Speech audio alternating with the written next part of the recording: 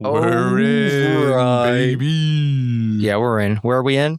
Cyberspace, because the real world is fucking melting. I can only wish. As long as it has air conditioning, I'm cool. I'm fine with the warmer weather. I just not so suddenly. You know, I gotta acclimate a little bit first, and also my car doesn't have a working air conditioner, so that was fun. Oh no. Yeah, my car just blows hot air. Not even like warm air, like hot air. So that was great. At least you won't freeze in the winters, wherever. I guess. I think turning the AC on my car all the way to cold air blows hotter air than turning it all the way to hot.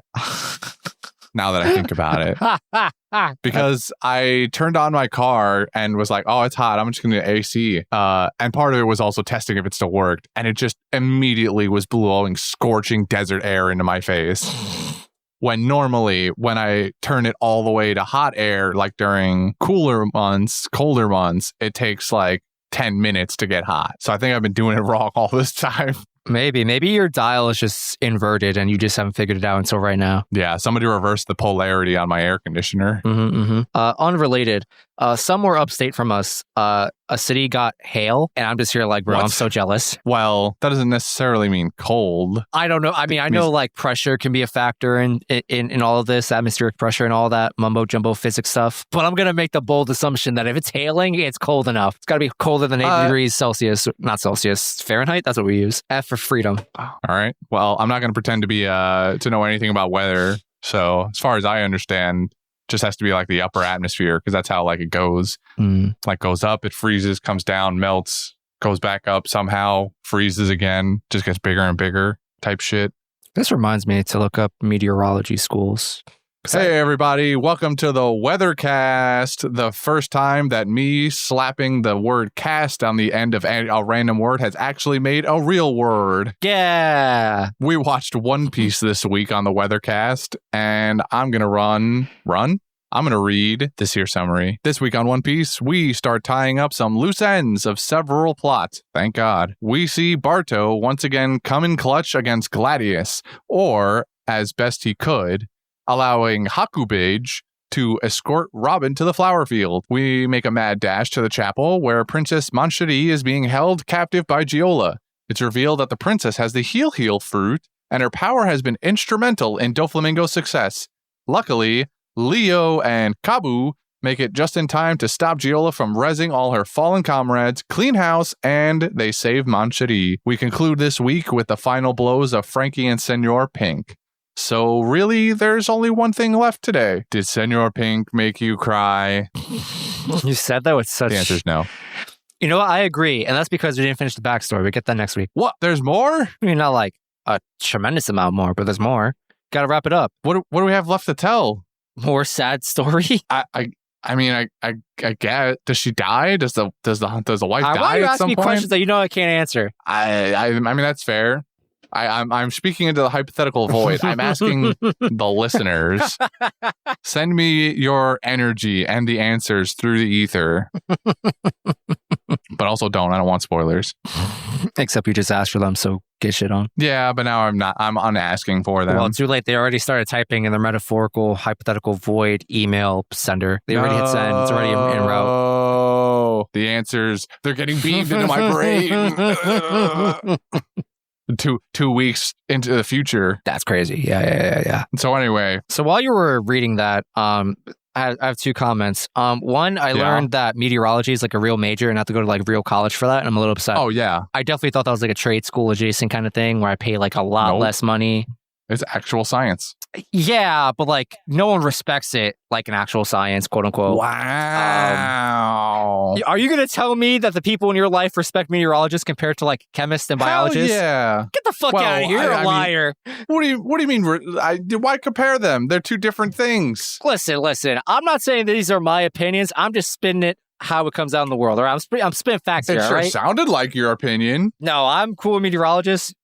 The world would be way worse without it. You are backpedaling so hard. That's not at all how you just made it sound. I'm a retired amateur weatherman, and I'm sure you hopefully remember that. I know. That's why I'm losing my mind over this. I definitely respect the what do you call it? The study of meteorology, because without it, we wouldn't know about fucking wind patterns. So much shit about our world would not be understood without meteorology as a field of study, all right? First and foremost. However, think about all the times your parents, your uncles, your neighbor, your this, your that, just constantly shit on weathermen and forecasters saying, they don't fucking know what they're talking about. I could do the fucking weather. I just gotta make shit up every fucking day. You think those people respect meteorologists as much as they care about or respect chemists and biologists and any other STEM major? Really gonna sit here and tell me that? In this day and age, people are starting to just call fake news on anything that is science related. All right, well.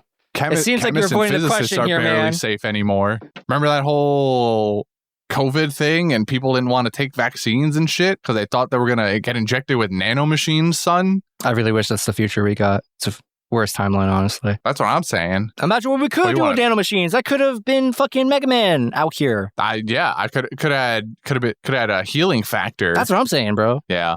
Anyway. So the second thing. How'd you feel about saying Hakubich or I can't even say it. Hakubich was hilarious.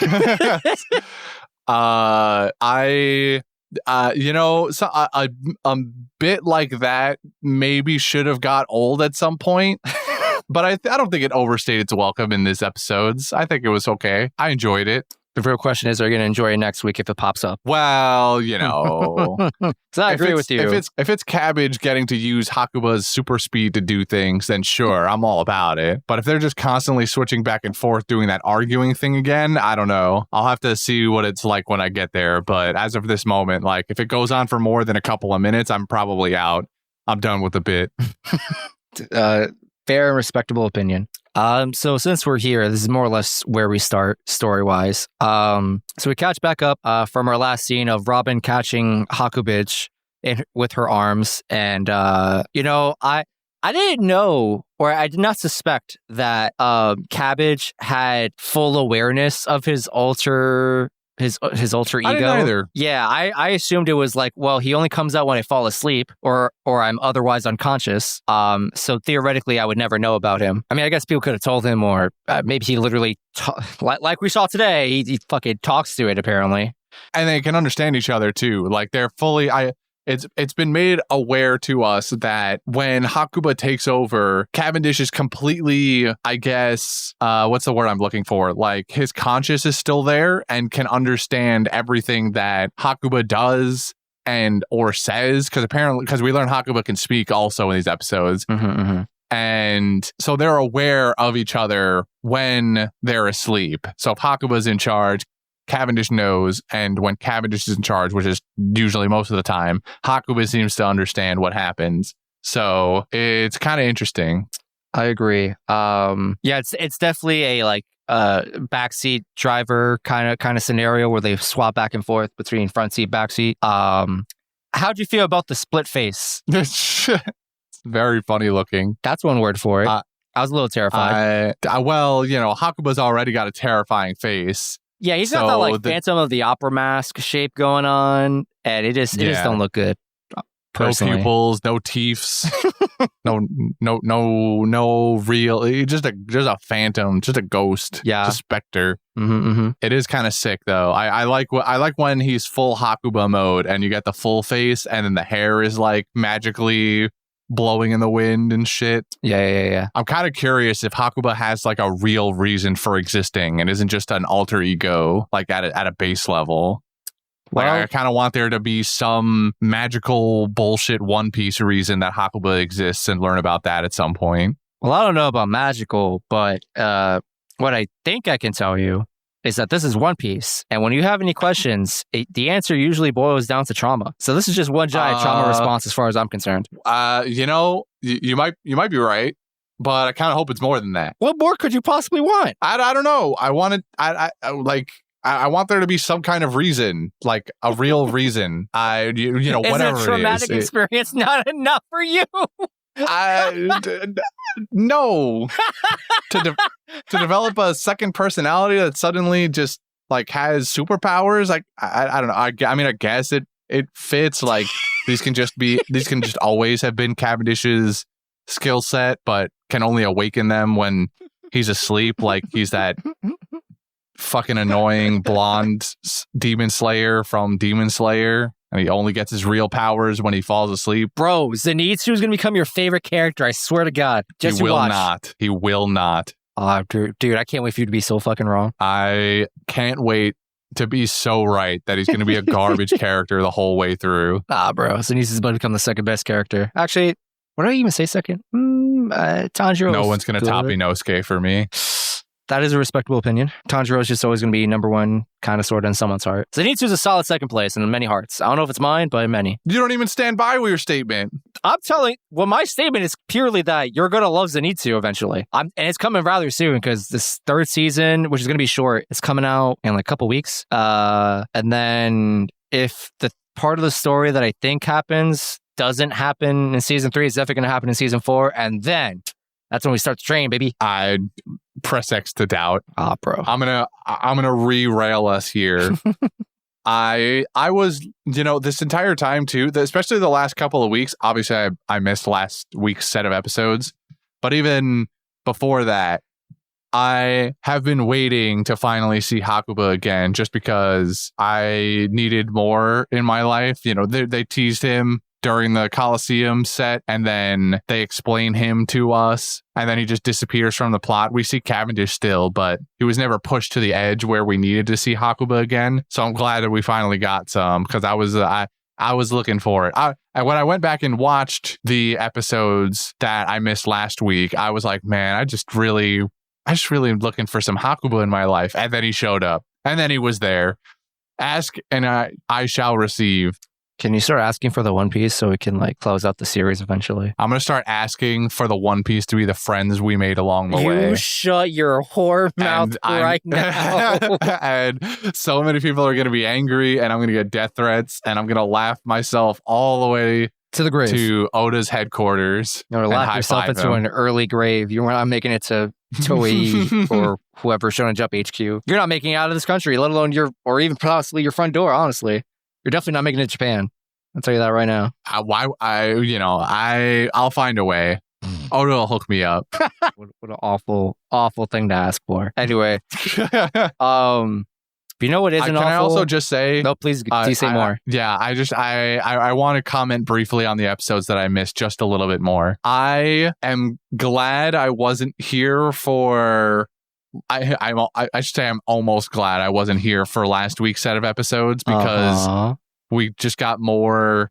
Honestly, not too much happened. I didn't. I'm sure I didn't want to be here for whatever you said about Baby 5 and Sai. That probably, I'm sure you were just a jealous mess the entire time. So I'm gonna be real. I really don't remember shit from last week, but you're probably right in some capacity. But what I do remember is me and Brendan very much agreeing upon how not great that whole plot line is, of just man, we just love misogyny. we just love Sai being a misogynistic character that speaks that he just speaks maybe on behalf of other people, and then Baby 5 just being relegated to a servant in so many ways. There's so many tropes, so many bad tropes being perpetuated in that storyline, but also Sai doesn't deserve her. I do. So yeah, Yeah, I mean this is what I wasn't here for. What now you bring it back. I remember a couple of days before we recorded, I told you because I think I was watching my episodes in advance before everybody else, and I was like, "Oh man, you're gonna be so jealous." Do you remember? Do you recognize why I said this that? Now, I'm gonna be jealous. No, I don't think I do. Robin winked at Barto. Oh. Yeah. Any more thoughts about last jealous. Week? I mean, more Bellamy and Luffy just doing nothing. That sucked. And they also flash back to Jaya again. That sucked. Seeing Dellinger transform a bit was kind of sick, and then he immediately got. So that sucked. That was not sick. I want more. How do you feel about Dellinger in fighting fish form? How do you feel about Ideo? The guy with the really long arm. Oh, sure. I mean, it was kind of funny that he did the shoulder pad things are just his extra arms folded up. Yeah, it's just his extra arm. I remember seeing that and being so taken aback. I was like, when did he get the gum fruit? and then you just see his fucking elbow whip back up into his shoulder blade, and you're like, oh my God. Somehow Devin missed that frame, by the way. That was the funniest part in that conversation. Oh, he must have long blinked. Oh, yeah. He was like, oh, I didn't see that. I'm like, that's crazy.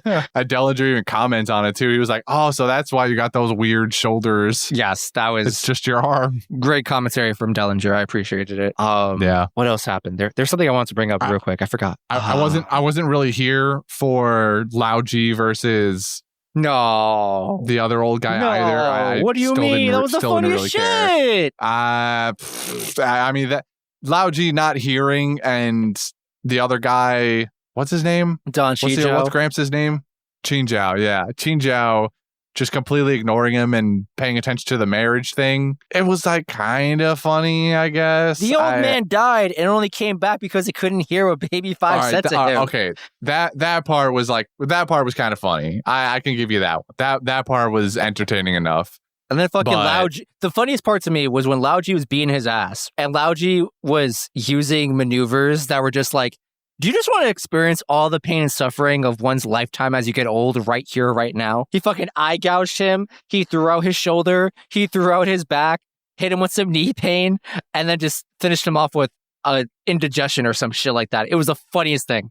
It was fine. I was like, oh, this is dumb, stupid One Piece stuff. Sure, why not? Overall, I didn't really care much for this fight. I'm just glad it's done. I'm glad we're wrapping up some of these executives finally. And oh boy, if moving back to these episodes, if fucking Manchuri's tears had actually ended up on those four fuckers on the ground, I'd have lost it, dude. I think I'd have come in here actually angry. That would have been so annoying. Round 2. Fuck off, dude. Fuck off.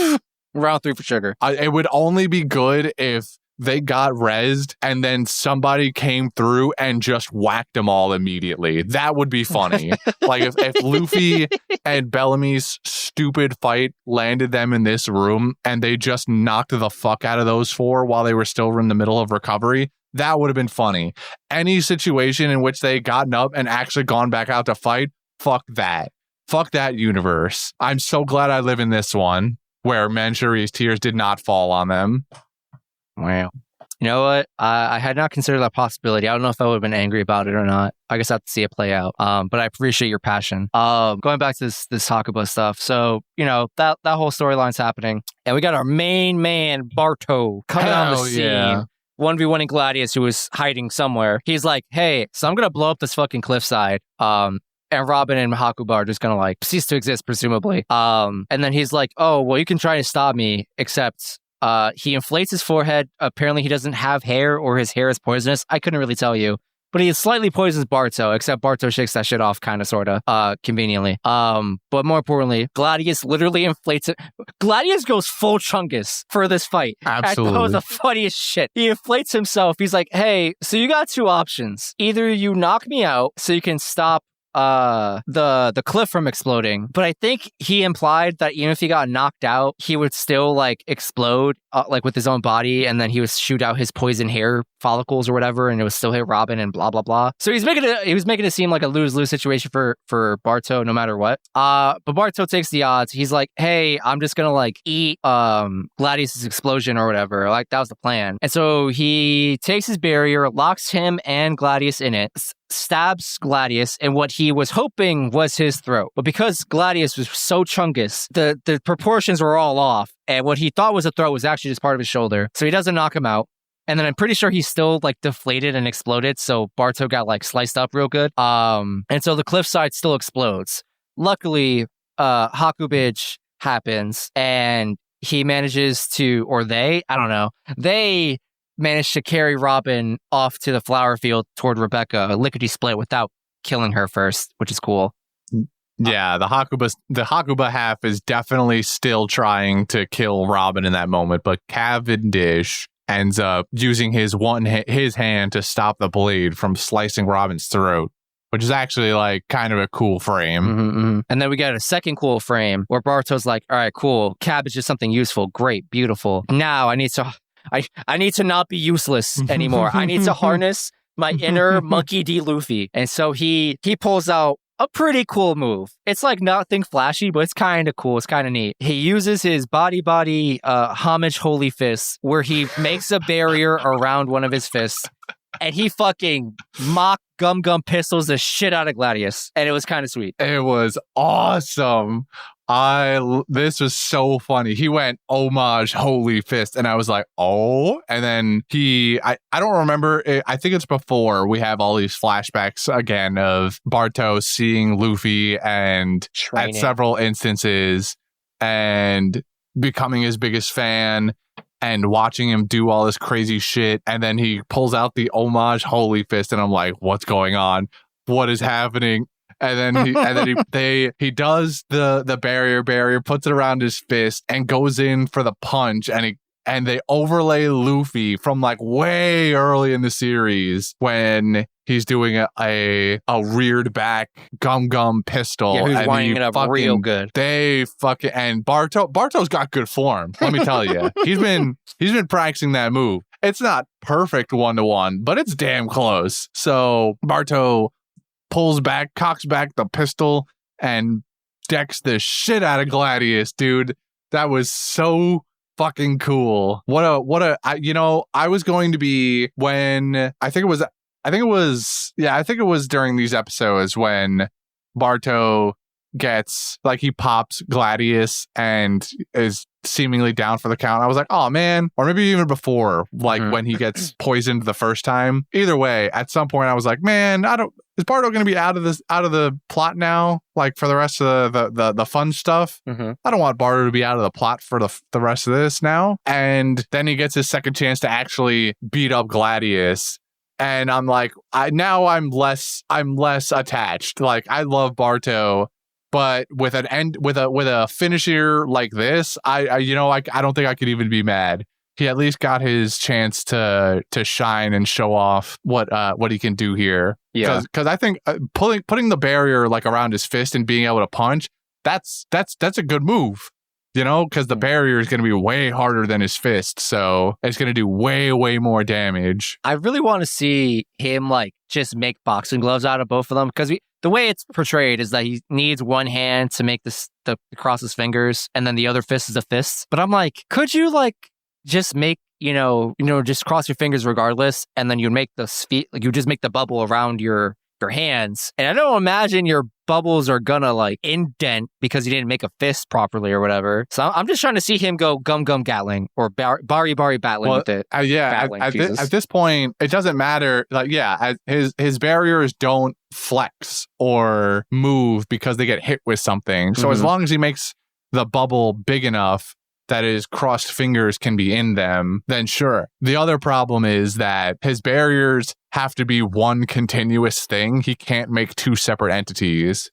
So he can never, as far as I understand it, he can never make two separate boxing gloves. They would have to be connected like handcuffs, like with a really long chain in between or something. I don't know. It's not the worst imagery in the world, I guess. No, but there's also the part where they're still inflexible when he makes them. So that's true. it would just be a connected thing, and his hands would be the set distance apart no matter what. Yeah. So unless he can develop the ability to be able to make separate shield entities, at least deploy a second one, then I don't think we get boxing gloves anytime, unfortunately. We just get one barrier around his fist, and that's all. Big satch. I've also been waiting for him to pull this move, too, where he puts a shield around another person to just stop them from doing fucking anything. Mm-hmm. I've been waiting for him to do this for, since I've seen this ability.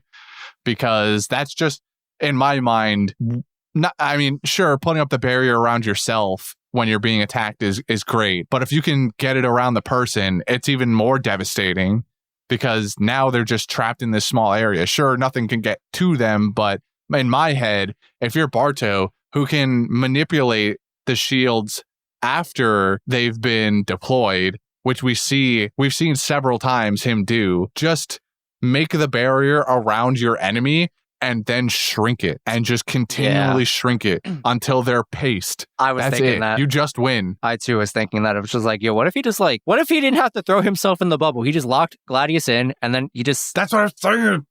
Just squeeze or pop, whichever comes first. That's exactly what I'm saying. Or even if he can't do that, like if he can't change the size, we've seen him make shapes at the very least. Take the barrier.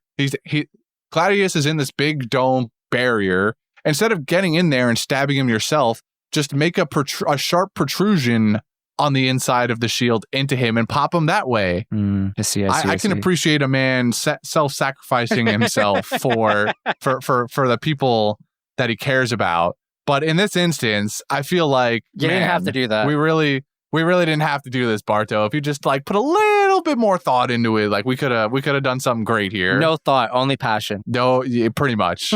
Yeah, he's blind when it comes to his admiration for the Straw Hat Pirates. So can I blame him that much? No. Would I ever? No. I love Barto to the ends of the earth. So I'm not gonna hang my hat on this one too much longer. Just maybe we do a little bit of thinking after this, Barto. That's all I'm saying. I am a little sad that Gladius is seemingly out of the fight forever. Because I actually really like his character. I think he's got cool powers and just cool everything. Like if there had to be one executive revived by a single Moncherie tier, I want it to be Gladius. That's all I'm saying. Oh no, I'd want Dellinger. I'd want Dellinger back. I want to see more fighting fish transformation. That looked sick. Yeah, I'm trying to see some Street Shark. Gladius. You remember that really old 90s cartoon Street Sharks? I do not. It was basically just like Teenage Mutant Ninja Turtles, but not. It's just sharks with maybe sharks? Sharks, but maybe more cars and they're more on the surface. Either way, it was a product of the 90s, as per usual. And honestly, that's what I'm trying to see from Dellinger. I'm just trying to see full anthropomorphic shark fish thing. Yeah, just go full or maybe half Animorphs on it and just go crazy. Because the scenes of him, oh man, who was he even fighting anymore? Was it? Never mind. He was fighting everybody. Honestly, he was giving everybody the fade. Yeah, but he was fighting the long arm guy. I don't know. We literally just talked about this 10 minutes ago. He was fighting the long arm guy, and yeah, he. Wait, was it? Somebody else lands a hit on him, doesn't he? Was it the long arm guy? Man, I'm losing my mind now. Somebody lands like an actual hit on him, and he gets super pissed, and that's when he transforms. Who comes into the fight afterwards and actually kicks Dellinger's ass? It was Hakuba. Hakuba, that's the only thing I remember. Right. Yeah. Hakuba just fucking whisper in the wind, just sliced him up. He was like, "What the fuck is that? Who was that? Who was Yeah, I think long arm guy gets a hit on Dellinger, and then Dellinger transforms into full. Well, not full, but he transforms. He makes his teeth big, gets the spooky red eyes. They put a lot of budget into making Dellinger look as menacing as possible, and I'm about it. And then he tears that dude apart. He just goes and chucks his ass off the fucking earth. and then he gets got by Hakuba, which sucked. It was a real bittersweet roller coaster moment because I was like, oh, Hakuba, let's go. And then I was like, but Dellinger, I want to see more Dellinger fights. How'd you feel about the teeth transformation? The very visceral on your screen body horror. Oh, I thought it was awesome. It looks so sick. Gross, but so sick to watch. All right, cool. So yeah, after Barto comes in clutch and so does Hakuba, Robin makes it to the flower field. She's like, hey, Mr. Kyros, I got your daughter. You don't got to worry about it. Go win your 1v1. So I'm wondering if you have any thoughts about how that fight is going to proceed now. I feel like there probably shouldn't be any way Kyros wins this fight. Really? Yeah, I mean, Diamante's got a whole devil fruit. Now, I'm not saying that devil fruit means automatic win, but Diamante's been using his devil fruit for years, so should know the ins and outs of it. Kyros has been a toy soldier for like 10 years and hasn't really been able to fight in his own body. Has he stopped fighting? No, but he's had to fight differently at least. I don't know. Kyros, I know, is a very well-known fighter, won 3,000 fights out of 3,000. So, but those were all against normal people. So I don't know. I feel like there should be no way Kyros wins this, but he probably will. He might get a little help from Robin at some point. Maybe Kyros even loses this fight and then Robin has to take over. That I could see that happening at some in some regard, because I really don't think Kyros has this. Nah, I gotta believe I can't as a Kyros believer, as a man. on my masculinity, I cannot let Kiros can't lose this, all right? My man is fighting the guy who killed his wife, who was about to kill his daughter, has in large ways participated in ruining his life directly, all right? Kiros needs to win this on his own, or as on his own as is feasible and like quote-unquote practical, all right? This needs to be the most fair 1v1 that fucking Diamante is willing to offer him, all right? I need this. Kiros needs this. I need this. If Kiros can't beat Diamante, then what hope is there for me as a man struggling in this world? None. Zero. You're screwed, but that's independent of Kiros. Kiros has a chance. No, yeah, those two things are mutually exclusive. You have no shot. Sorry to break it to you like this, buddy, but yeah, I don't know. I want to also believe that Kiros can make this happen, but at the same time, I feel like he doesn't. I'm going to be real with you. You there, buddy? Honestly, I'm not really sure. You're still recovering. Yeah. So yeah, those are your thoughts on that potential future. Moving on to I did like before we skip the flower field though, real quick. I did also want to mention that I really liked the move that Robin did when she first came up on the scene, where she had arms sprout from all the flower petals in the air and deflected Diamante's Viper Glaive. Okay, yeah, I need you to run that through me, because in my head, I was like, the way I thought I saw it, because I didn't go back, I was just kind of like, whatever. I was like, did her hands spawn from those leaves, like, mid being cut by the sword? And then just, in my head, it was like she made butterflies, and she just kind of flapped her hands to redirect the sword. I was a little confused. The hands... A pair of hands was sprouted from all of I think the flower petals are just getting scattered by the fact that the ground is waving. Mm-hmm. So I don't think it has to do with them getting cut, because then the hands would be behind the sword. So my assumption is that all the petals are in the air from the waving ground. And so she sprouts a pair of hands from all of them, and they just smack the Viper Glaive out of direction from hitting Rebecca. Okay. and then she dissolves them, and there's a cute little shot they have of all the sunflower petals fall into the ground, and then the petals that are just spawned by Robin's power being used, and then the pink petals from Robin's power just disintegrate off the face of the earth. And this is like kind of a cool shot too, just little aesthetically pleasing one. Okay. I definitely had some confusions in that particular scene, but I was like, it's One Piece, whatever I think is happening is either exactly what's happening or it's far more ridiculous, and I can't be bothered to find the real answer. So yeah, we got that. Moving on to the chapel where we have Princess Manchuri being revealed, or actually no, not being revealed. Did we see her face? Like, did we see her face? We probably did, but like, that was it. I don't think in its entirety. Definitely not. I think we saw like maybe a chin shot, or maybe her hair. I think maybe from the back we saw her hair, but I don't think we've seen her entire face before. No, I agree. So we get a full image of Princess Manchuri here, and we finally get the answer to her question from a couple weeks ago of why is Doflamingo keeping you around? And apparently she has an OP-ass devil fruit called the Heal fruit, where as far as we understand, as long as her tears touch you, she can fucking res you from death. Potentially, at the cost of her own lifespan, which I thought was a pretty cruel caveat. Well, hold on. I thought the cost of her lifespan part was like the super part. Like just regular healing is no cost. But like her alt is I reconstruct things. Yeah, her alt is that she can sacrifice like half her lifespan or something, and then I don't know. I think in that situation you can heal someone from death. I guess I missed that or something like that. Line in the sand. Like I know what you're saying. I remember those words. I guess I just didn't make that connection of like regular healing, easy peasy. If she needed to, because I remember they brought up of like if Frankie blew up the fucking factory, she could have theoretically like just put it back together somehow. That was my understanding.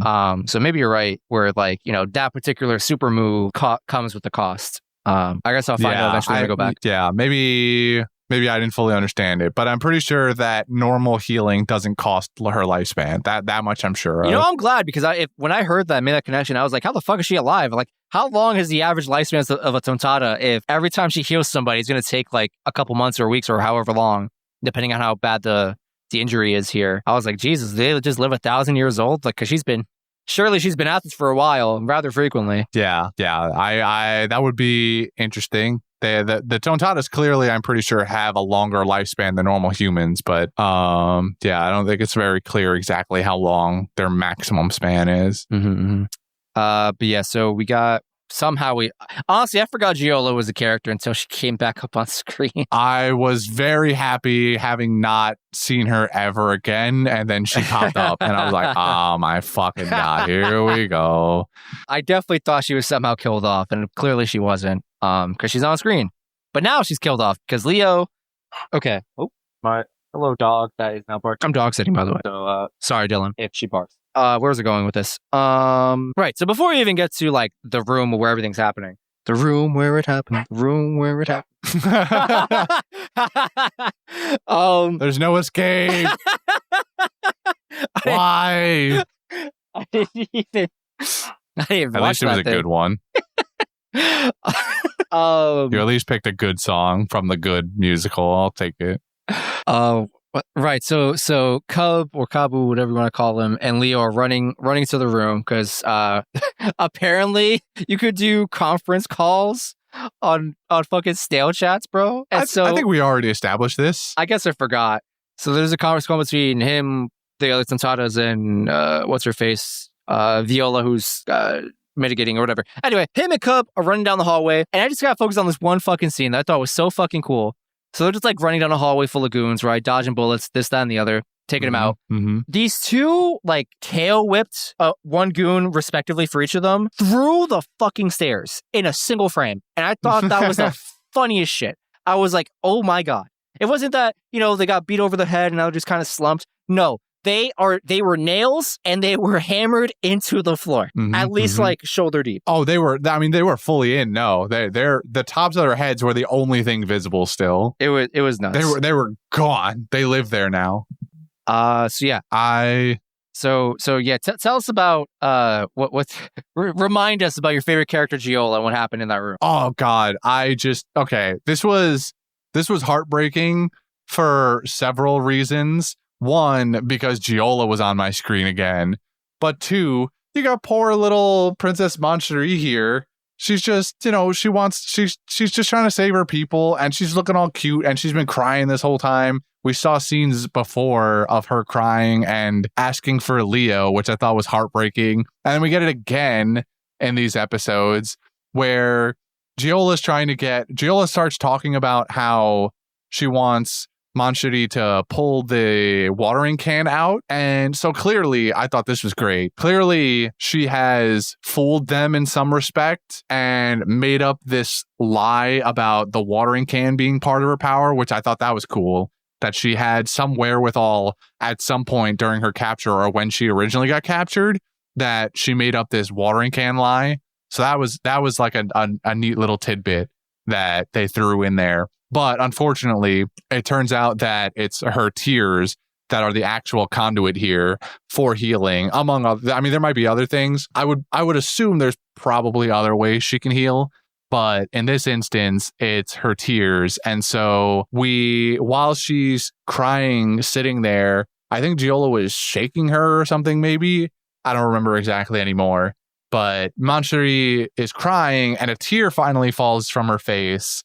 And it lands on a random goon, and the random goon gets up and is fully healed. So then Giola's like, oh, wait a fucking minute. And I was like, oh, no, don't do this. Because I knew exactly where this was going. I knew as soon as tears were the equation, were the end of the equation, Giola was like, oh, I'm beating the shit out of her. And then she does. And oh my God, I'm going to read you what I wrote down in my notes too. I wrote, Giola, you ugly wench, put down the cute little princess right fucking now.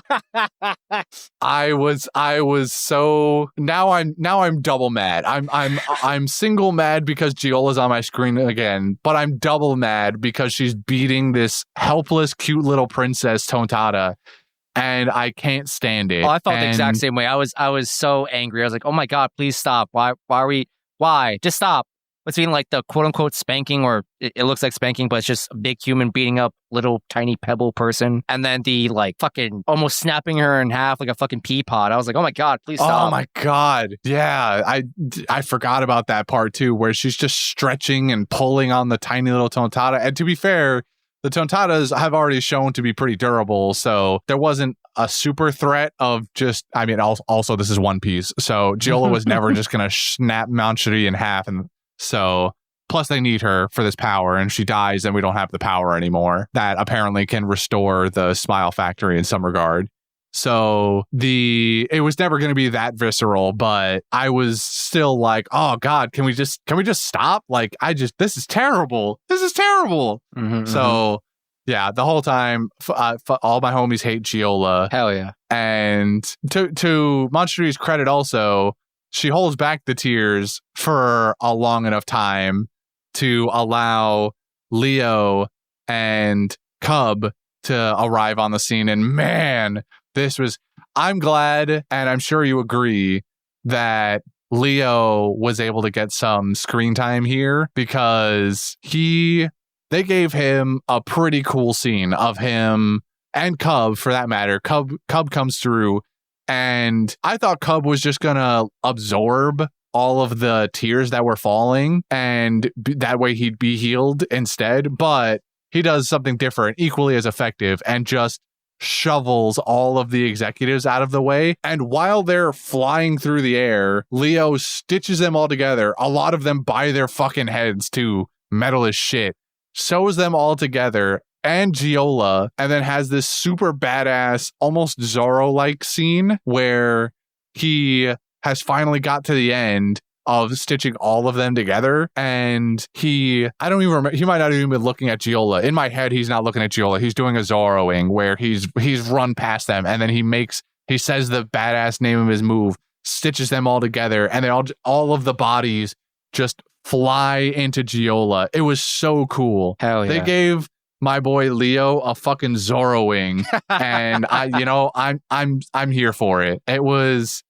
great. I really like this scene. I'm glad they gave Leo some real screen time, or at least a badass scene, because my man has been kind of on the down low for a little too long. I think I can agree. My boy, he's been like kind of talked up as the hero, and it's not like he hasn't stepped up exactly, but I guess for me personally, it's like, okay, we're talking like we're hyping this guy up, but like he hasn't been given an opportunity to do a whole lot yet, at least not in a while. And so we get this nice moment of just him just kind of one-shotting everybody, and he's also just remembering how freakishly strong these little dudes are is so fucking funny to me. Dude is fucking just, he's carrying like 10 people in a line, and then just sews them up to Giola, excuse me. And then just planetary devastation, or did almighty push, just makes a human boulder kind of thing. It was kind of funny. Yeah, it was so sick. Where he has the moment where he ends up, this is why I'm like calling it a Zorroing, because in my head, he has dashed past Giola and has finished sewing everyone together. And then I don't even remember what the move was called, but the string doesn't light up anymore, which means that he like releases the power, and then he pulls, and then just all of them just crunch in on Giola. And honestly, I was here for that. That was pretty badass. Absolutely. And then they have the slow motion scene of him just standing there with his hands out, and Manchuri just falls into his arms, literally. And he looks so cool. And then he opens his mouth. He drops the ball. And then he drops the ball. The first thing out of his mouth is, I'm going to spoil one of my quotes for the day. He goes, "Huh, princess, you gained some weight again." Yes, that's exactly what everyone wants to hear when they just got saved from being held captive for who knows how many years. And I love that on our side as the watchers, we've been seeing her wishing for Leo to come and save her, crying for him to appear and whisk her away. And she finally gets this moment and her eyes are all wide and teary. And then he says that. And then she just smacks the shit out of him. And Cub is standing right there going like, classic Leo. Yeah. Definitely that. And, when that scene first happened, something, excuse me, something about it, I read it as like, oh, maybe, because I think it was you maybe who brought it up as like, you think they were siblings? Or maybe I just made that up in my own head. It was me. No, it was me. I'm pretty sure I called them brother and sister. When Leo carried her, I was like, oh, is this kind of like a perfect time for romance? And I just didn't get that vibe off the rip. And I was like, oh, maybe they are siblings. And then at some point, you hear like a heartbeat sound. And I was like, I think that's Moncherie. And then the next episode, they give like a couple more like subtleties about how Moncherie like clearly likes Leo, and he's just so fucking oblivious to it. He's like, bro, why are you so selfish? Like, if you have healing powers, why do you need me to carry you? If you can walk, just fucking rub some tears in your leg and you'll be fine. All right, you gotta get the fuck out of here. And Kabu has to step in and be like, just put her on your back, you idiot. And then Kabu, being the voice of the people, he's like, I don't understand. Leo, why are you so dumb? Yeah. They're clearly not siblings. Moncherie has romantic feelings for our boy Leo, and Leo just has no clue. No perception. Perception roll. Not a romantic bone in his body. Highly unfortunate. But that's not going to take away from the badassness of the scene. I can at least live in that happiness. Leo is a great warrior, does not know how to speak to women. Which honestly might be a common thread in this series. I don't know. I think that's probably true. Men are only good at one of two things. You're either good at fighting or good at talking to women, but you can't do both. I think I'm bad at both. I've never been in a real fight. And I'm gonna be real with you, I'm definitely not good at that situation. So, well, you didn't even think you could take on like 5 third graders or whatever that prompt was. What? Listen, I recognize my fish. A real fight? It's one person. No all right? shot. I just need to get one hit in, use my pocket sand, and run away. All right. The goal is to live. You didn't fight then. Sounds like someone who's not been in a real fight. All right. The goal is to live. Escaped. All right. What do I need? You didn't fight. You escaped. Same shit. I had to fight to escape. All right. You didn't though. All you did was throw pocket sand. It's one of many maneuvers, and I hope that one works first. You're not going to like my second string of maneuvers. I bet I'm not. That sounds right. If the first string involves pocket sand and run, the second one I can only imagine is breakout WWE moves that you saw on TV one time. No, that's definitely round 3. Round 2 is so much worse than round 1. Round 1 and 2 are priority, run away if possible. If I get to like my second string of maneuvers, it's like, all right, I actually got to try. I actually got to fight. All right. Think about every YouTube video you ever saw, every UFC fight you ever saw. Pray that because you haven't stretched in over 10 years, that the first punch you throw isn't going to like rip your pec or whatever, or the first kick I throw isn't going to like swing, like just rip my hamstring in half. It's a lot of, in those moments, I really hope when I say it, I mean it, or I really hope I say, I have the power of God and anime on my side, and I really hope God is with me that time. Yeah, this is why we've been trying to get you to stretch, actually. We've just been subtly preparing you for this fight that you're going to end up in one day. I'm running to get jumped on my way to work. Can't wait for that. Yeah. So, princess saving aside, there's really only one other thing that kind of happens in these episodes. At least that's important to me anyway. Or I shouldn't say to me, that puts too much credit to it. Important in general, because the other thing that happens is more Luffy and Bellamy, and I don't care anymore.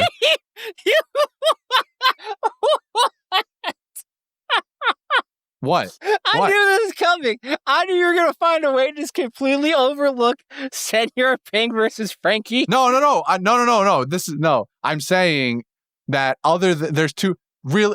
I was getting to this. Senor Pink and Frankie is what I did want to talk about. Luffy and Bellamy is what I don't want to talk about. That's the thing I'm putting to the side. What I was saying is like there's one thing left that happens. Really, there's two, because Luffy and Bellamy happen off to the side. This is the one thing. This is the only other important thing. I don't know. I'm not convinced. I minced my words a little bit too much there, but this is the thing. This is the thing. You swear, you promise.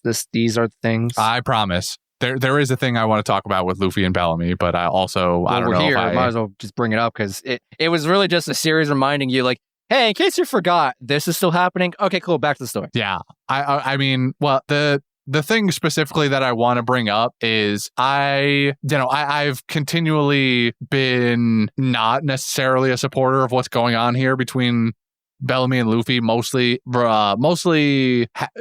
having the problem with Bellamy's mindset.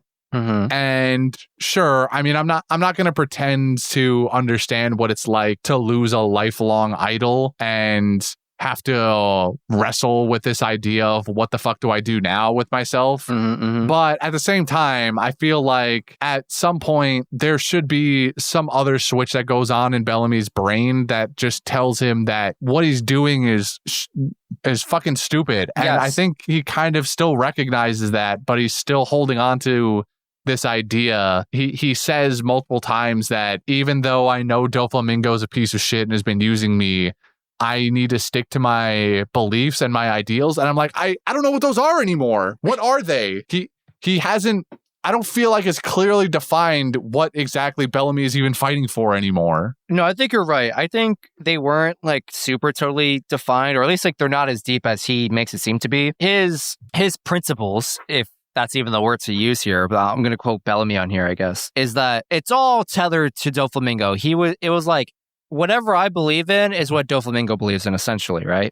That's how I understand it. And at some point, he gets rejected by his idol, and maybe even he has a little bit of internal struggle of like, hey, maybe I don't agree with like taking over a country, or even if I do, maybe we shouldn't like nuke it, quote unquote, like kind of sort of in some capacity, you know what I mean?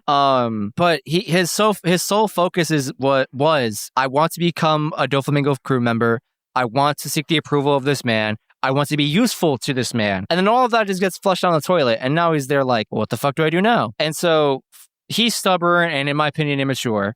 And he holds this position of, well, even though I have accepted the fact that like I shouldn't follow this man anymore, it violates my own personal ethics to just like abandon this person or this mission, if you will, for the sole purpose of I was rejected. Because I guess he admits more or less in not so many words, like if I was never rejected by Doflamingo, I was okay with everything that's happening.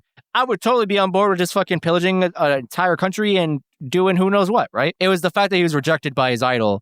And now he's like, fuck, what do I do now? And for some reason, I assume it's a matter of pride where he's like, okay, well, I got rejected by my idol, but I have enough like, quote unquote, self-respect to not just flop to the other side. Like, I'm still going to stick with this, even if I'm like kind of a loser for it. That's how I read it. And I agree. It's very stupid, very immature, but this is what I understand to be Bellamy's line of thinking. I remembered one other line from the episode too that I guess was thrown in as an attempt to give Bellamy some reason that he's doing this, but I still think it's dumb. Mm-hmm. At one point, Bellamy, while he's beating Luffy, I should say Luffy is letting him beat the shit out of him. He says a line that's like something to the effect of, if I take you down, Straw Hat Luffy, then maybe there's still a chance that I live in Doflamingo's memory even a little bit. Yeah. Mm-hmm. And I still think that's a dumb sentiment. Mm-hmm.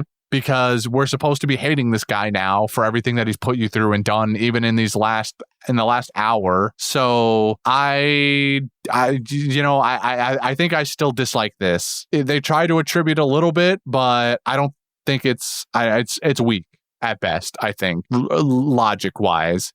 And I'm gonna play a little bit of the devil's advocate here and kind of maybe highlight why some people would not be as hard on Bellamy, mm-hmm. because I realize that I'm feeling the same way now about Bellamy that I did a long time ago back during Nami's backstory with Bellamere.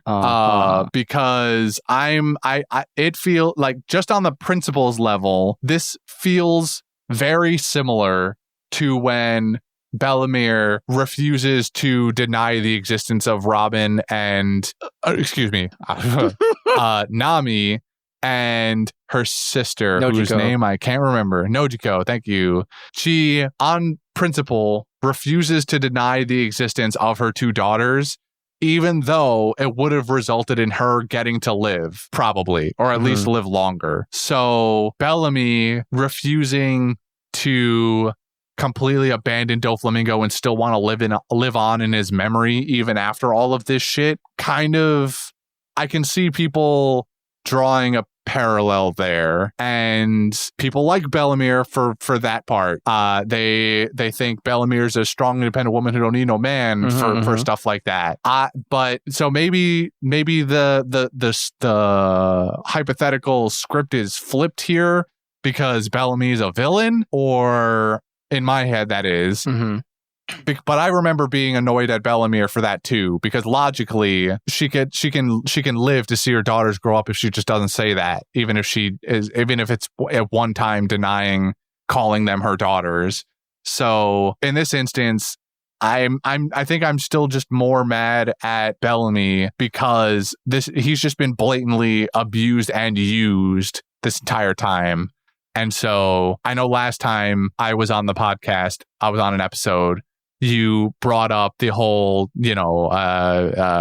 victims still going back to their abusers thing. And I it kind of makes sense to a degree, but I still think there's like overwhelming amount of things that he's been put through that should just not be putting him in the mental state that he's in now. I hear what you're saying, because I think as people who have never been through that kind of thing, like we've never like gone through something like that awful. To us, it's like we clearly see the line of logic of like something bad happened to you, you should feel slighted against by your the person who slighted you, and you should no longer want to be associated with them, right? But despite this very logical line of thinking, and even when victims like can recognize that, something beyond that line of logic or that power still persists, and people run back to their abusers. I don't even understand it.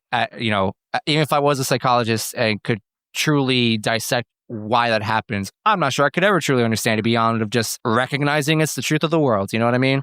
And I think I want to commend you on like pointing out this parallel between these two characters who have a similar line of thinking or a similar way of acting, but they're still very much two fundamentally different characters, obviously. But you also call out how like people like Bellamere for this thing, right? And that line of thinking is being applied to Bellamy, and we presume that many people just wouldn't like side with him the way they would with Bellamere. And I can hear in your voice, and I think it's like perfectly fine to say that like, okay, I can recognize that like it would make sense. Oh my god! All right, this is gonna be a shitty recording. I recognize that it's going like maybe I can sympathize with Bellamy to a certain degree because my sympathy ends where my frustration begins. Of like, okay, like I get it, but I can't ignore the amount of frustration I feel watching you like become your own undoing at some point. You know what I mean? Yeah, I think that's a really good way to put it. That pretty much encompasses how I feel, where I recognize this victim situation, but at the same time I'm like, God, something's gotta change. It's not gonna, but I don't know. Yeah. I'm going to stop harping on this now because I feel like I've said my piece more than enough times, but I mostly just wanted to make the Bellamere parallel because I remembered being annoyed about that at the time, and I was getting big vibes of that while I was watching these sets of episodes. So, man, having memory must be great. It's not bad sometimes. Yeah, it works out pretty well.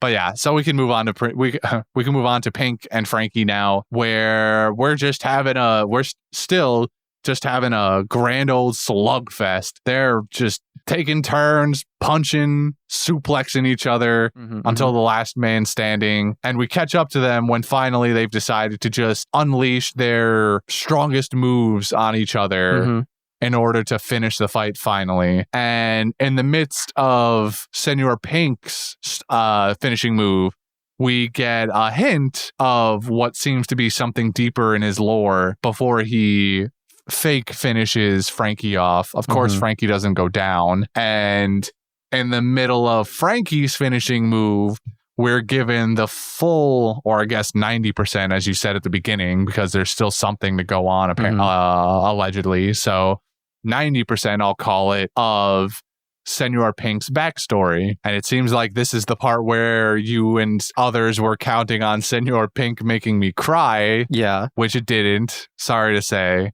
You have no heart. It's okay. Tragic backstory. I agree, but I'm not crying over this. The saddest part is that the kid dies. That was like, oh God. Mm-hmm. Now he didn't do himself any favors by lying about the whole pirate thing, though. Mm-hmm. Now, it's a freak accident what happened to his wife, of course, but a situation he wouldn't have been in had he not been a liar from the start, or at least maybe told her something along the lines, sprinkled it in here and there, perhaps. I don't know. No, I agree. He just needed to pick a better alias. I don't know what kind of job you could sell and lie to somebody and be like, yeah, my job requires me to travel a lot.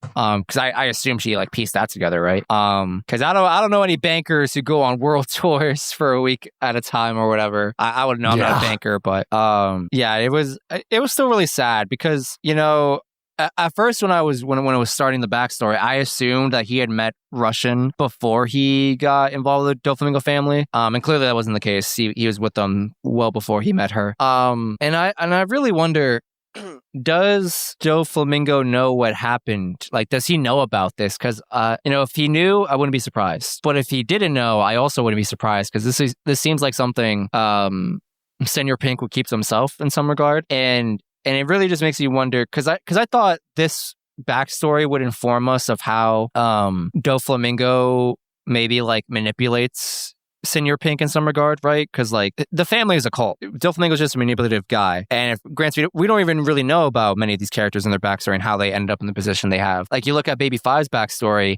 and you can kind of just like assume and piece things together in the background of like, well, Doflamingo's a manipulator and he probably didn't need to try very hard to like get her on board, right? And I had that same question with Senor Pink of like, what happened to you? What went wrong in your life that forced you in some capacity to end up on this crew and then all this other stuff happens? But regardless of that, it's still sad to me. It's like, man, it's a guy who found love in, a job that maybe he shouldn't have found love in or whatever. He probably never expected to find it and then it snuck up on him, which is really sweet. Your kid dying out of nowhere sucks.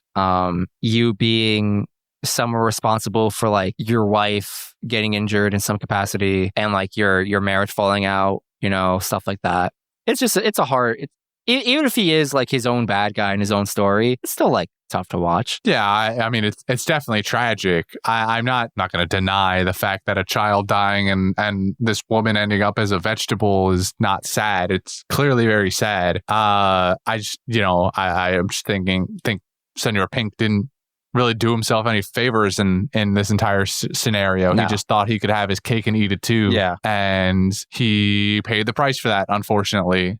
So the consequences of this were obviously not something that he could, he handled them kind of well. Not in the sense that he still was a stand-up guy and went and visited Russian in the hospital seemingly every day. Mm-hmm. And, he has this goal of this hope rather of getting to see her smile at least one more time. So he tries anything and everything before we finally get backstory on why he dresses like a baby all the time. And it's because he saw this bonnet. We see the little baby bonnet earlier on the kid. I forget his name. What was his name? Gimlet. Gimlet has the same bonnet earlier when he's still alive. And so you go, oh, that's cute. And so that at a base level, I was like, okay, well, something clearly happens. Like maybe his son hates him now or something was my original thought before it's revealed that Gimlet dies. And I thought maybe him dressing like the baby was going to be Senor Pink's last memories of when they were actually happy or something, or his son actually liked him or something to that effect. Not the case. Obviously, the bonnet is seen later by him as he's walking to the hospital, and he decides to, and for some reason also it's a man-sized one and not a baby one. I don't know what that's about, but he buys it and brings it to the hospital and wears it because he thinks it's funny and that he looks like Gimlet, and it gets his wife to smile, and we don't actually get the full part of it yet. I guess that's the extra part, the extra 10%, 5-10% backstory we'll probably get next time, where we see him don the full baby outfit, maybe, and maybe even see what happens to Russian. It's not really clear yet exactly. She could still be a vegetable. Maybe she dies. Who knows? And so yeah, we get this little snippet of Senor Pink's backstory, and then he gets finished off by Frankie here. Yeah, I think, right? Do we see the end of that fight, actually? No, no, right? It's not. It's like the curtain is closing, but it hasn't shut on us yet. And I'm gonna say it. This is kind of a lame ending in the terms of the fight, because Senor Pink does a freaking seismic toss from Pokemon where Charizard picks you up and brings it to the atmosphere before throwing you into the ground. We're very much getting the same thing applied here, where Senor Pink just shoots you up into the sky as far as he can physically bring you before gravity turns back on, and then he just quote-unquote German suplexes, but more reminds me of like Primary Lotus from Naruto. Just slams your neck into the ground. And somehow Frankie survives this, which like is great. I love it. Of all of the things where I'm supposed to suspend my disbelief for in One Piece, for some reason this was hard for me, where I was like, bro, Frankie shouldn't be eating that. He should not be waking up. No, this is my own weird quote unquote line in the sand where I'm like, this is hard to believe.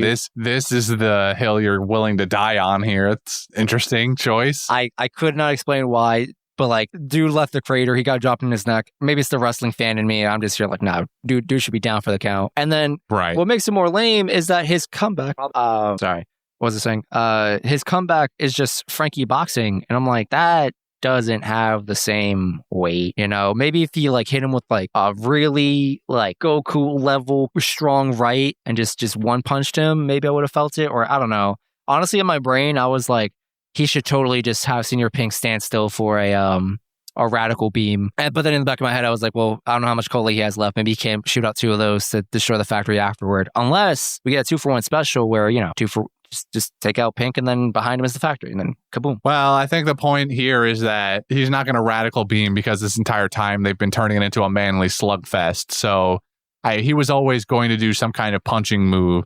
It's just that Frankie doesn't have a devil fruit to make anything fancy. I think the best he could have done is if he had the ability to shoot cola like out of his elbow or something, he could have had like a jet powered punch maybe, but he doesn't seemingly have that. And so he just unleashes Frankie boxing fury on him, and that's just it. So I guess I can agree that the ending in terms of Frankie's finisher is a little bit lame, because he's been relegated to just being able to punch over and over, which like just doesn't have the same weight. It's not just a kaboom. It's a hiya, this is everything I got left in the tank. It's nothing different. Yeah, it's nothing different. Senor Pink's final move is at least different than all the suplexes he's been doing. Frankie just went, I've been one punching before, now I'm many punching. So yeah, I can agree. But yeah, that's basically it. And those are our episodes. Yep, that's all our episodes. I forgot to look this up in the moment, but I remember at some point during their fight, Frankie said the words strong style, or at least that's what I think I heard. Which stuck out to me because that's like I don't want to say loosely, but it's like a term used in wrestling, particularly Japanese style wrestling. It's like, of the many styles that exist in Japanese wrestling performances, strong style is one of them, which from what I could quickly gather from my knowledge is the best way I would describe it is that the style of wrestling here is influenced very much by Shatsu Antonio Inoki for pioneering it, but it's very much closely linked to like traditional combat sports and mixed martial arts, because around this time like pride fighting was happening and other like MMA circuits, stuff like that. So it was trying to be as close to like real martial arts as it could be as like a performance-based activity. And then also I think a part of like I'm going to say narrative, although that may not be the best word to use. Part of the narrative in these matches is that like the person with the strongest fighting spirit is supposed to come out on top, right? Like whoever could just keep getting back up wins. And maybe I'm just like, you know, pulling at nothing and applying things that don't belong there, but I don't know. It felt something to me. I was like, you know, maybe Oda really is a bigger wrestling nerd than we give him credit for, and he's really trying to sprinkle it in here as best he can. Yeah, maybe. I could see it, I guess, especially this fight specifically with suplex being a martial arts move, and then your strong style trivia bit here. I could see it. The pieces are starting to align themselves. But with all that said and done, cool. Is there anything else you wish to say about these episodes? I think we're good. I got everything out that I wanted to. Cool. So next week, those are this week's episodes. Next week's episodes are 7/16 to 7/19. Whoa, 4 episode set. Oh, nice. I'm glad you can count, because I was thinking about it. It's like, is that 4? I can't count. I can only count to 4, but I'm really bad at it still. It's been a hot minute since we've had a 4 episode turn. Which means, what's funny? Shit's happening. It should be. That's usually what I tell myself. Or if something's happening, it's I'm trying really hard to keep a narrative as loosely put together or as cohesive as I could. Which is kind of funny, because when we finished the last episode here, I was like, man, I really wish I could have put next week's episode, that extra one, in this week, just so you can finish the Senior Pink story. But sacrifice needs to be made, and whatever I did many months ago was for a reason. I plotted it out. So, whatever's coming next week is either going to be big, or the stuff after it is going to be big, and I just needed to make space. But whatever happens, happens. So, yeah. All right. Do you have any quotes? I personally don't. Nothing really stuck out to me. I have one more. I mentioned my one earlier, which was Leo telling the princess that she had gained weight. But since we've finished here on the Cinder Pink versus Frankie fight, I'm a little surprised you didn't write it down yourself, honestly. But so I'm glad I wrote down the whole thing. I'm also rereading it and realizing that Russian is probably dead at the end of this backstory here. It's when Senor Pink takes Frankie up into the sky and is getting ready to suplex him. As they're traveling upwards, specifically, Senor Pink says, "Unluckily, today's weather isn't so good, but if I can keep flying upwards, I can see Russian." And then I think Frankie goes like, "What the fuck are you talking about in between?" Yeah. And he says, "Yeah, I have a son named Gimlet too, but unfortunately gravity persists. I can't keep flying." So hard-boiled. Very hard-boiled. Very hard-boiled. I liked it. This is before, obviously, we get the backstory, and so now rereading it, I'm like, oh yeah, Russian's probably dead too for some reason. So yeah. Yeah. It's also just, it's neatly poetic, though, starting with the whole I'm flying upwards thing, and then ending it with gravity persists. I cannot keep flying. I don't know. It's kind of neat. Cool imagery. Yeah. Both that quotes are over, and we move on to Golden Ham. Do we want to run this back for round 3? Do you want to say it, our picks at the same time? Yeah. All right. I'm in. Okay. You want to count us in this time? All right, cool. 3, 2, 1. Leo. Barto. Okay. I respect your nomination here. Do I like Barto more than Leo this week? These are the questions. Or do you like Leo more than Barto this week? That is also a question that should be asked. I'm going to be honest with you. I was a little torn between these two, and I think my gut was saying Leo when I was first thinking about this, but my heart was screaming Barto. And I think I harbor a little bit of a bias that might come as a surprise to people, that I harbor a bias for Bartolomeo. And when I think I was ready. I was coming in here ready that if you said Leo, I probably would have agreed. But then you wanted to do the say the name at the same time thing, and I was like, oh, he's definitely going to say Leo. So now I gotta say Barto. So if I'm being honest with you, I think my vote is also for Leo. I am willing to out myself in that regard and vote for Leo because it was cool. I really liked Barto's moment of being able to emulate his hero Luffy, but I think surprisingly I liked Leo's finishing move on Giola and him just finally getting to have a W, I guess, because it feels like Leo didn't really ever get to have a W yet. Barto has at least had his moments to shine comedically even, but a little bit in fights too, with the Coliseum originally where he's introduced, and I'm willing to show my boy Leo a bit of love too this time. So that is fair. I also think, Leo, it feels like Leo's been largely a support character up until this very moment. So he's not exactly pretty much allowed to have a W till right now because he's the winner of Golden Ham. Hell yeah. Yeah. Moving on to fan mail here. We got an email from Rin. I'm gonna have to chop this bit up a little bit. Just for got layers to it. Yeah, it's got a couple of layers. There's a lot of Lalu fan art in here, and then big surprise. Surprise to no one. Some spoilers, and then a really big spoiler. That one was surprise to any listeners. Surprise for any listeners who aren't in our Discord. Go join our Discord. Yeah. Shout out. Ask Rin for these photos, or I don't know, ask me, and I'll send them to you or whatever. But the main bulk of this email here reads as follows. Anyway, I was gonna hide the question in the pictures, but I got lazy. Whoever reads this needs to keep this question a secret for as long as possible. All right, the question is for our Straw Hats: how many true crimes do you think they've actually committed besides the obvious likelihood of piracy? I don't necessarily count things like taking down Crocodile or overthrowing Dofi, but it's your opinion. So, do whatever you want. There's also lists out there on Google. Was that a spoiler? No. Overthrowing Dofi? That's not a spoiler.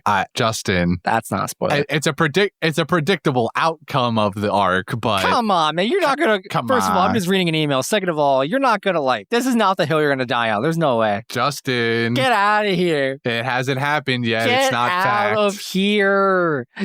You think... We have 1,000 episodes of One Piece. If Luffy doesn't beat Doflamingo here, you already explained the formula a couple weeks ago. It's he gets knocked down twice and then he wins the third time. We're somewhere on the way around 3. It hasn't happened yet, so I don't know for sure. You shut your mouth, mister. I've predicted the One Piece already. All right, I don't want to hear this from you. Keep reading. That was the question. Okay. How many actual crimes do you think the Straw Hats have committed? If you can recount. Well, Robin has definitely murdered people. That much we know. Okay. I mean, we could take it one by one, I guess. Nami has stolen things. Copious amounts of illegal. Theft. Copious amounts of copious amounts of across theft the whole and Grand Theft Auto. Grand Theft Bodo. I don't know what the equivalent for boat is. Still auto or not. But Grand Theft Auto of boats. Grand Theft Marine. That's what I'm called. Sure. She has probably stolen a few Marines as well. Stolen their lives, maybe. And their wives. Has Nami done anything else? Nami's probably forged something by now, like forged signatures for banknotes or something. Yeah, so I'm gonna tag forgery on there for Nami. I think evading arrest. Absolutely, that's a crime.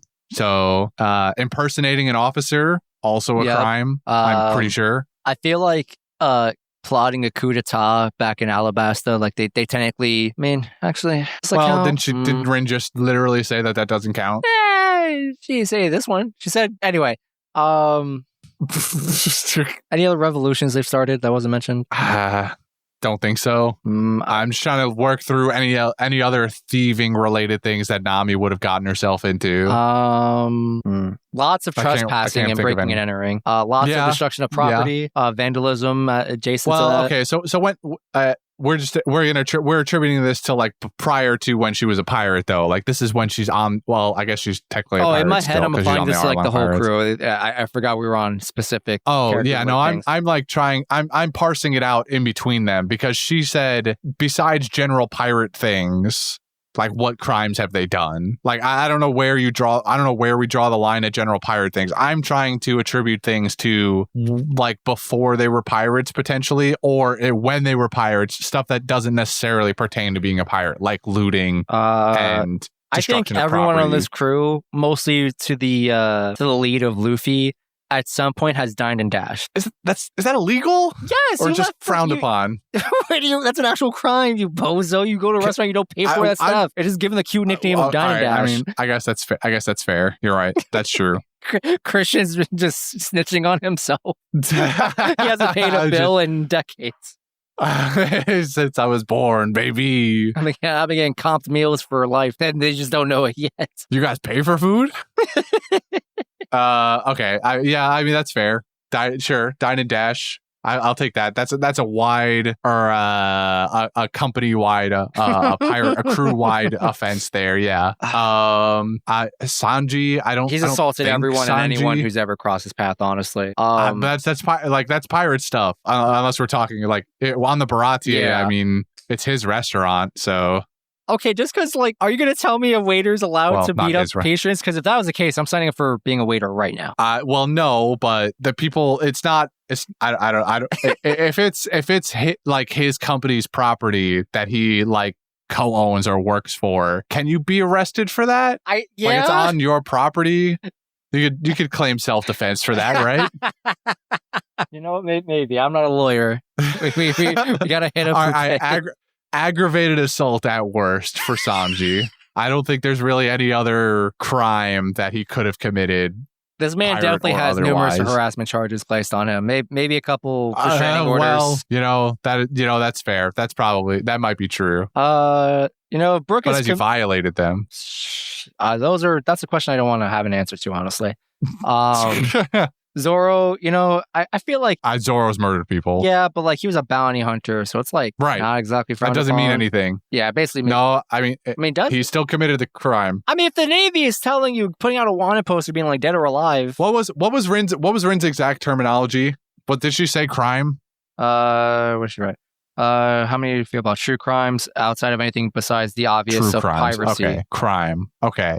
I guess if it's a bounty and you're specifically they're told dead or alive, it's not a crime then. Sure. I think Zoro's kind of clean outside of, prior to joining the Straw Hats, I think. Actually, no. Was he a pirate hunter? No, he was a pirate hunter. I'm thinking of Mihawk, who is the Navy hunter. All right, never mind. Ooh. Yeah. I think there's a distinct possibility Zoro has killed people that weren't bounties, but it hasn't happened on screen, I guess. So hazard of the job. Totally fine. Right. Chopper's got a clean record as far as I'm concerned. Chopper's clean. Well, hold on. Medical malpractice, perhaps? That's an undocumented occurrence. And in the eyes of the law, it never happened. Right, because there's no evidence. Exactly. The man blew himself to high hell. Listen, the patient himself said he was fine. So, what are you going to do about it? Right. And the poisonous mushroom didn't kill him. Exactly. So. He killed himself. So, just right. Totally anything. Chopper's clean. I feel like Brooke is kind of clean. Well, outside of anything he might have done when he was a soldier in Insert Kingdom here. But again, crime, not sin. Murder a sin. Crime, if you're a soldier, you don't get arrested for it. So I'm gonna guess Brooke is probably clean. Yeah. For despite stuff being that we've pirate. seen and for stuff we've seen. Yeah, and assumptions that we haven't seen. I think Brooke's maybe clean. The worst I could maybe give to Brooke is some a little bit of thievery, a little bit of theft. I wasn't even gonna go there. I was gonna go like peeping Tom, whatever, or public. You know what? No, never mind. You're right. He's definitely got harassment charges on him too. Yeah, he might have a harassment charge like at least once out there. Although, so honestly, I can't because we never saw it. I do wonder if Brooke only became a pervert after spending post death. Yeah, post death after losing his marbles, being alone for maybe. Because I don't think a woman ever showed up on screen during his being alive flashback part. But I don't know, he seemed like a pretty normal dude. Who could say for sure? I think Usopp is the only one left, right? He's got misdemeanors I forgot the name of this actual crime, but he didn't start a riot, but it was when you yell fire in a movie theater and there's no fire, you legit get arrested for that. Whatever that crime is, he's gotten arrested for that. I think it's literally called inciting incitement or incitement of violence or something like that. Maybe something with the term inciting in it. Because that man woke up every day and said the village is being attacked by pirates. He chooses to incite fear, and then he's inciting annoyance. Yeah, it's into people. General slight inconvenience. Yeah, like I said, he's definitely got misdemeanor. He's got inciting whatever the proper law here is, the crime, inciting that. You know what? Honestly, if I were any one of his neighbors, I would put in a noise complaint and give him a ticket. Right. Yeah, get HOA on his ass. Yeah, exactly. But other than that, I think Usopp's pretty clean. Luffy has all the crimes. My man declared war on a government / world. So well, I mean, again, that I think that probably falls under pirate. I don't know about you. What pirates pirating. are out here shooting down government flags? I don't know any pirates. They oppose the Marines like at a core level. He just took it to he just dialed it to 11. Nah, it's different. Running from the cops is not the same thing as saying I declare war on the police. Nah, that is not the same thing. You are just fleeing, your captor. The other one is I'm openly challenging them and walking toward them. Pirates in this universe haven't just run from the cops. Like they have fought the cops too. I just think there's like you said, it's turned up to 11, but I think the degree of difference between I just do crime and run from the police, like that level, whatever that is so far removed from I run at the cops and I declare war on them. I think we're gonna have to agree to disagree on this one. I guess so. It's fine. I'm gonna call it quits there because somehow we've been at this for almost 2 hours and we need to one more thing. Yeah. Thank you, Rin, for the email. Is there a second part to that? We're going to read some other point in the future? No, maybe I'll just show you all this Lalu art at some point. Right. She sent me a picture of one of my favorite characters who hasn't been revealed yet. And he's real handsome, so we'll get there eventually. All right, fair enough. Thank you again for the email, Rin. Speaking of Rin, we got Patreon shoutouts to Twigo, Taco, and Rin. Hell yeah, TTR baby. Thank you very much. Did we record movies for this month? ?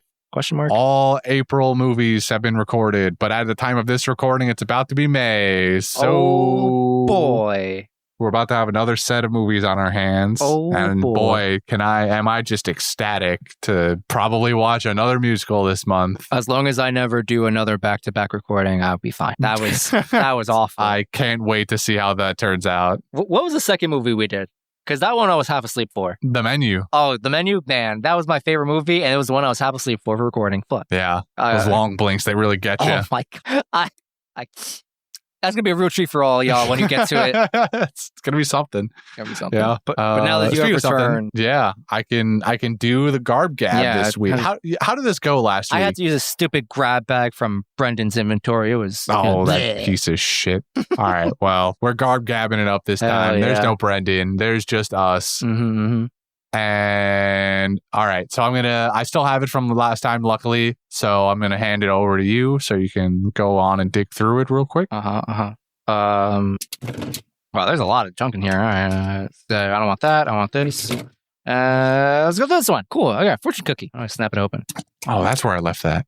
Pull out my fortune, and it's casting call for Sabo. Ooh, my boy Sabo. Okay. I'm gonna go first here.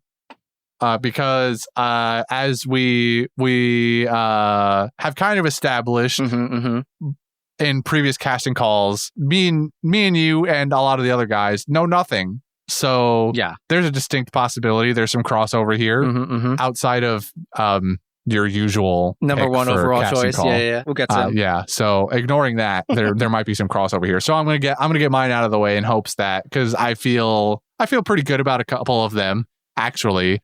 After looking up a couple of lists of hot young male actors in 2024. So my first start is I think this might be the most kind of weirdly radical of all of them, but I think one of the Sprouse twins might do really well as a Sabo character. They've got, if they channel a bit of that spunk of, like quippy spunk. Like I know both of them have the ability to be funny in different moments, or at least quippy, Sabo's got he's got a little bit of game when it comes to like roasting people, no pun intended, or just having good one-liners potentially. So I bet the Sprouse twins would do fairly well. One of them would do fairly well. I don't really know what I know. I'm pretty sure both of them do theater now. I don't think I've seen or heard of them. Maybe they do like small indie movies. I don't know. I feel like I've only heard of maybe Cole. And last thing I think Cole did was not Riverside. What was that? The show? Riverdale. That's the one. Okay. Yeah, I don't really know what either of them are up to these days. I could have swore one or both of them is into theater, but so anyway, yeah. One of the Sprouse twins, My second pick that I feel fairly confident in is Taron Egerton. Do you know this guy? I recognize his name. I just gotta remember his face. You probably know the name.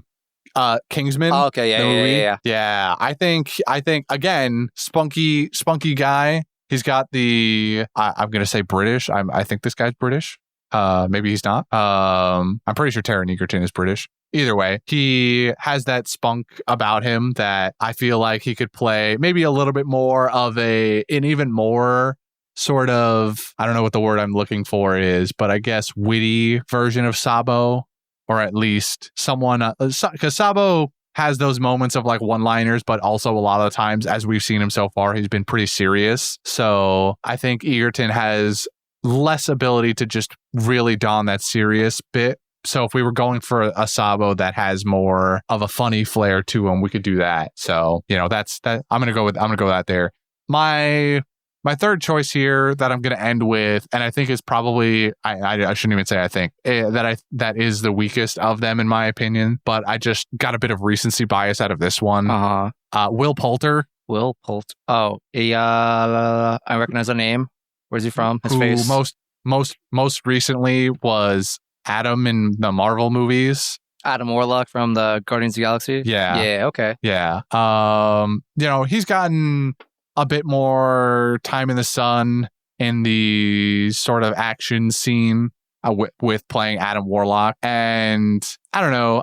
It's a little bit of a weaker situation because I think he is a little too far on the comedic side, or just known more for being kind of a jokey playing character kind of guy. But at the same time, yeah, it could potentially work out fairly well. I don't know. I just thought that he fits kind of the right stature. He is blonde. Yeah, I mean, there's not a whole lot behind that. The name came to my head, and I was like, oh, this could maybe work out. All right. So that's what I got here. Gotcha. Surprisingly enough, we did not have any crossover. I'm kind of surprised. Oh, okay. So I'll go with my list. Mine's a little longer. I'll just pull out these two real quick. So I realized some of the actors I pulled out just so happened to be on Teen Wolf from that MTV show, if anyone remembers that. Oh, so you really... You really dug. Yeah. So first one overall for me is Dylan O'Brien. He played Styles on Teen Wolf. And I think for me, it was like, I'm looking at these characters or these actors who have played roles where I think they can capture the essence of Sabo, who is like, he's got a little bit of the crazy eye. All right. We've established that. He's got a little bit of crazy in him. Yeah. Mm-hmm. But he's also just like a little witty. And I was trying to aim for people who like just look like a big brother, despite most of these gentlemen probably being really close to their 30s. So yeah, Dylan O'Brien's a really good choice for me. This one stuck up on me. I only recently learned this guy's name, Cody Christian. You've seen this guy in so many different things. Teen Wolf is one of them. He played Theo. If anyone ever watched Pretty Little Liars, he played, Lucy Hale is the actress. I forgot her character's name, but he played her brother in that show. So yeah. He's also just been in so many other movies. I feel like his face, I feel like he's just one of those guys who just shows up in everything. It's like he'll just be like a kind of a cool character, at least in my head. He just has like that look. He just looks like a cool guy. So that's Cody Christian. I looked up his IMDb, and the first thing that came up is a trailer for Final Fantasy VII Rebirth. Yeah. Is he like a narrator? Does he play a voice in the game? I assumed it was voice acting work. Oh my God, he's the English voice actor for Cloud. Let's go. Nice. Huh. Okay. Interesting. He's the English voice actor for Cloud and all this shit. Holy what? Oh my God. Well, okay, maybe just the recent Final Fantasy VII stuff. Yeah, recent remakes or whatnot. Yeah. Other choice I got here is Ross Butler. His most recent, I don't know about most recent, where I recognize him from is he's in the Shazam movies as the adult version of one of the brothers. I think the character's name is Eugene. Where I remember him from mostly is he played, I think his name was Zach, and 13 Reasons Why, for anyone who remembers that series. He's also just popped up in a lot of other films and TV shows and stuff like that. He's also just a guy who I feel like just plays a cool guy character, just pops up in whatever he wants. I got Robbie Amell on here, he's a cousin of Stephen Amell, who played Green Arrow in the CW series. Robbie was also in that series as probably a bunch of different characters by now. He's also in The Flash. I don't know, I forgot what character he's played on there. He was on a lot of CW shows back around that time. Wasn't he Red Arrow or whatever? the red version of him. No, I was thinking that, and that might have happened. But I also remember he played like he was one of the half of Firestorm in the Flash. Oh, that might be it. I think that's it. Funny enough, I think one of the characters who played Speedy that you're mentioning, I can't remember his name. I think his name's also Cody. He was also on Teen Wolf because I remember his face. He has a very particularly strong jawline.